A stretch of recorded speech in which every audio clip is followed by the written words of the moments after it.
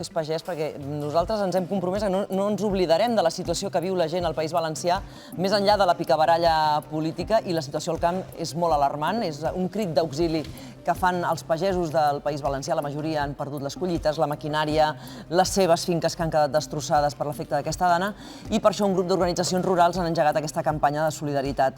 A veure, bon dia i benvingut, Ximo. Gràcies per acompanyar-nos. Explica'ns com estàs i com estan els teus cultius. Com han quedat? Bon dia.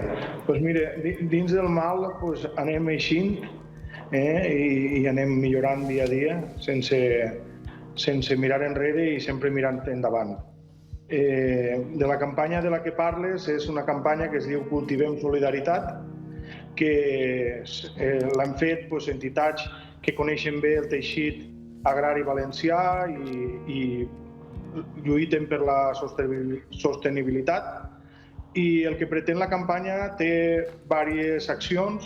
Una d'elles és oferir producte fresc dels llauradors, dels xicotets llauradors, a les zones afectades, perquè està arribant molt de menjar en llaunes, en pots i envasat, i no està arribant producte fresc.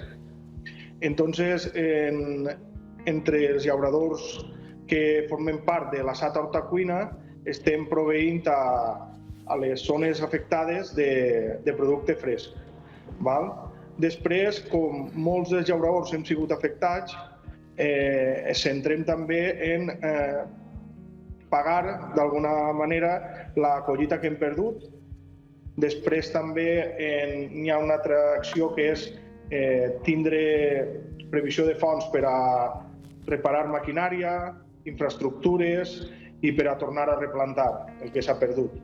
És una campanya que es diu Cultivem Solidaritat i que estem oberts a que feu difusió i ens apoyeu, perquè nosaltres som menuts, no tenim assegurança, no estem dins del circuit de llauradors que són més grans o que treballen per a l'agroindústria i arriben a aquest tipus d'ajudes que arribaran i és un poc el que reclamem.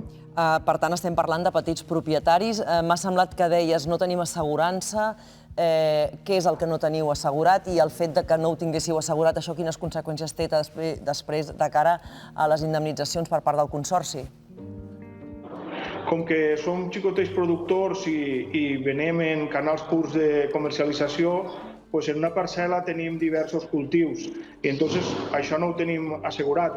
Parlo sobretot d'hortalissa, perquè és impossible assegurar que en una parcel·la n'hi hagi diferents cultius.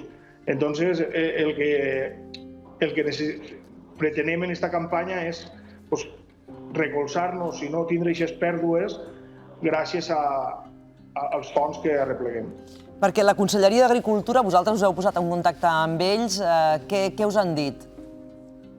Conselleria d'Agricultura, de moment, per el que jo sé, l'únic que ha dit és que va destinar diners per a reparar camins rurals, però aquestes partides tots els anys ixen. No sé per a la dana el que van a fer. Ja, perquè les vostres explotacions, explica'ns com van quedar i fins a quin punt algunes d'aquestes explotacions que han quedat absolutament anegades d'aigua o de fang ja no tornaran a cultivar-se més. Sí, hi ha explotacions que, en el meu cas, un 80% de l'explotació ha sigut afectada i, per exemple, en el cas de les taronges, tot el que queda baix l'àvia, la taronja l'ha tirat a terra, l'ha podrit, i n'hi ha arbres que, a l'estar tant de temps baix l'àvia i tenen tant quantitat de seno del riu, de fang, es moriran per asfíxia. A més, per si no era prou, vaig patir un robatori de taronges en plena dana, quan estàvem netejant encara el magatzem, i és un desamparo molt gran el que tenim els llauradors en el camp.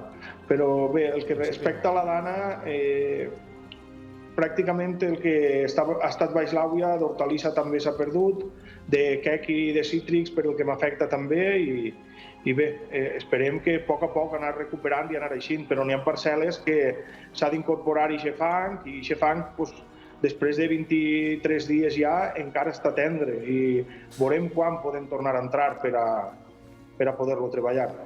Déu-n'hi-do el retrat de la situació que ens estàs fent i, malgrat tot, ens has començat explicant que amb ganes de tirar endavant i de tornar a començar.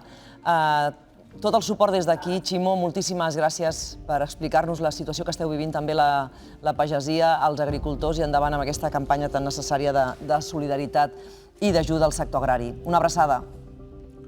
Moltes gràcies a vosaltres. Una abraçada.